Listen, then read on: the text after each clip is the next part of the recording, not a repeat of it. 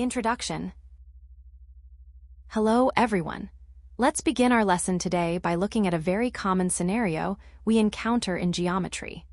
Often, when we study three-dimensional shapes, we aren't just looking at isolated objects. Instead, we frequently encounter situations where one object is placed directly inside another. Now, when we have an outer solid that completely surrounds or encloses an inner solid, we use a specific term for it. We call this the circumscribing solid. Think of it as the outer boundary or the container. In many mathematical problems, the real challenge isn't just finding the volumes of these individual shapes, but finding the volume of the empty space or the waste material left over between that outer boundary and the inner object. To find this, we use a process called calculating the volume difference. Over the next few slides, I will show you the fundamental principle behind this and walk you through a step-by-step method to solve these types of problems accurately. The fundamental concept. Now that we've introduced the concept of circumscribing solids, let's dive into the fundamental principle that makes solving these problems possible. At its core, finding the volume difference is a simple matter of subtraction.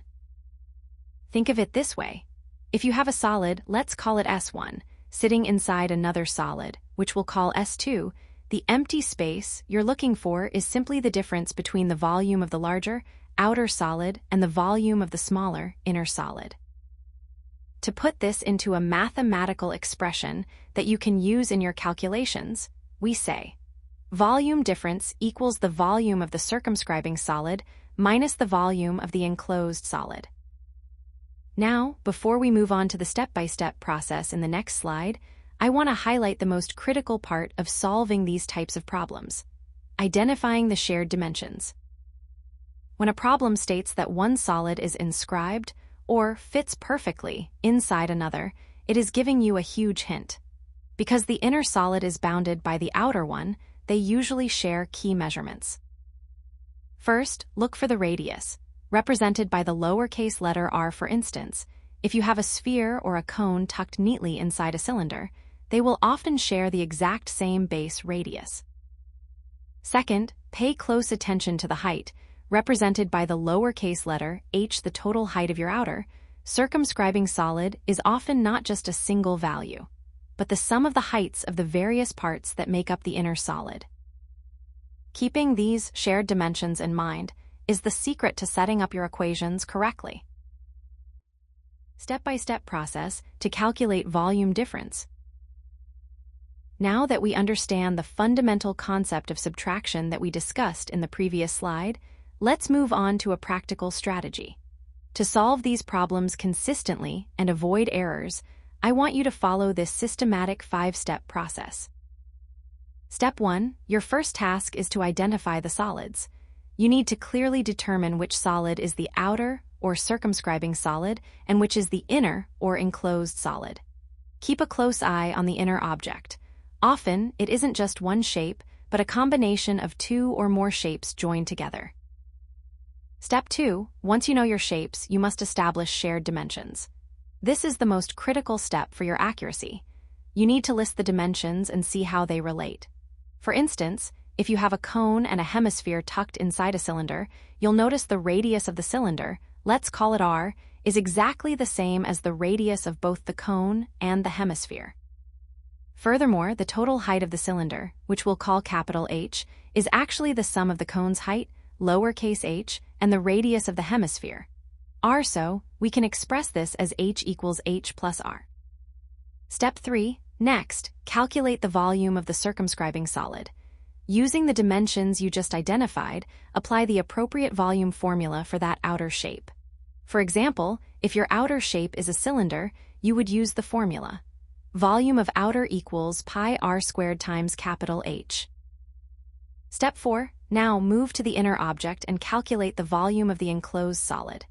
If, as we mentioned, the inner solid is a combination of shapes, you must find the volume of each individual part and then add them together.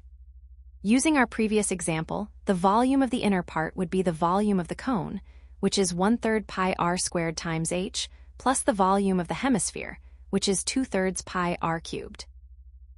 Finally, step 5, subtract to find the difference. This brings us back to our core principle from the second slide. Simply subtract the total inner volume from the outer volume to find the remaining space or the volume difference. Mathematically, we write this as volume difference equals volume of the outer solid minus volume of the inner solid. If you follow these steps carefully, you'll be perfectly prepared to tackle the real-world example we are about to look at in the next slide. Real-world example: a toy in a cylindrical box. Now, let's put everything we have learned about the volume difference into a real-world scenario. Imagine we have a toy designed in the shape of a cone sitting directly on top of a hemisphere. This toy is placed inside a right circular cylindrical box so perfectly that it touches the top, the bottom, and the sides of the cylinder. Our goal is to find the volume of the air remaining in the box. To begin, let's look at our given variables.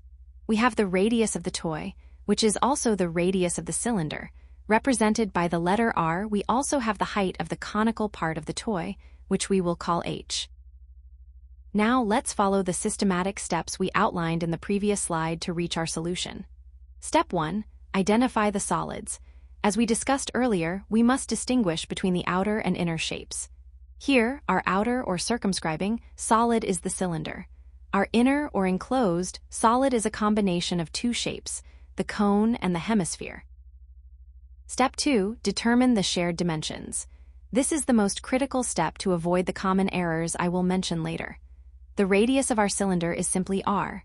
However, for the total height of the cylinder, which we will call capital H, we must account for both parts of the toy. The total height is the height of the cone, h, plus the radius of the hemisphere, r. Therefore, h equals h plus r.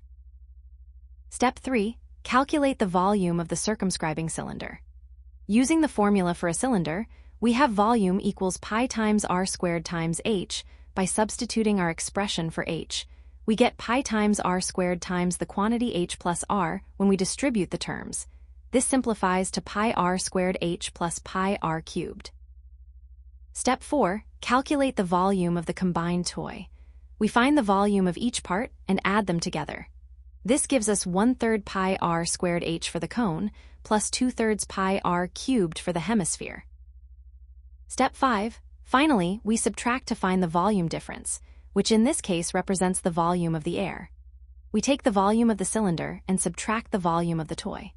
When we perform the subtraction, we subtract 1/3 pi r squared h from pi r squared h, which leaves us with 2/3 pi r squared h. Then, we subtract 2/3 pi r cubed from pi r cubed, which leaves us with 1/3 pi r cubed. So, our final expression for the volume of the air is 2/3 pi r squared h plus 1/3 pi r cubed.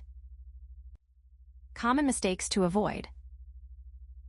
Now that we have worked through that practical example, I want to pause and discuss some common pitfalls. Even if you understand the concept of volume difference, it is very easy to make small errors that can lead to the wrong final answer. First, let's talk about incorrect height calculation. This is perhaps the most frequent mistake I see. When you are dealing with a composite shape, like the cone and hemisphere we just saw, students often mistakenly use only the height of the cone as the height for the outer cylinder. Remember, the cylinder must enclose the entire object. To find the true height of the circumscribing cylinder, you must add the radius of the hemisphere to the height of the cone. If you forget that extra radius, your outer volume will be much too small. Second, watch out for formula confusion. When working with curved solids, it is easy to mix up your coefficients. Specifically, ensure you do not confuse the volume of a hemisphere, which is 2/3 pi r cubed, with the volume of a full sphere, which is 4/3 pi r cubed. A quick way to remember this is that a hemisphere is exactly half of a sphere. Finally, always be mindful of the order of subtraction. In geometry, volume represents physical space, so it must always be a positive value.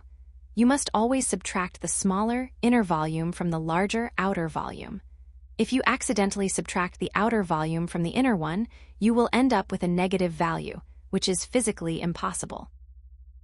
Keep these 3 points in mind as we move toward our final summary of today's lesson. Key takeaways. All right, we have reached the end of our lesson.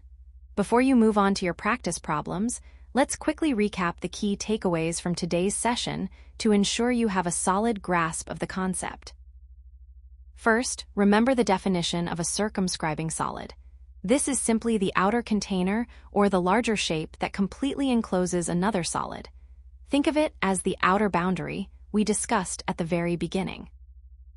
Second, we have the concept of volume difference. This is the volume of that empty space or waste material we talked about earlier. To find this, you simply take the volume of the outer solid and subtract the volume of the inner solid. In mathematical terms, that is volume of the outer solid minus volume of the inner solid. Third, and perhaps most importantly, is dimension linking.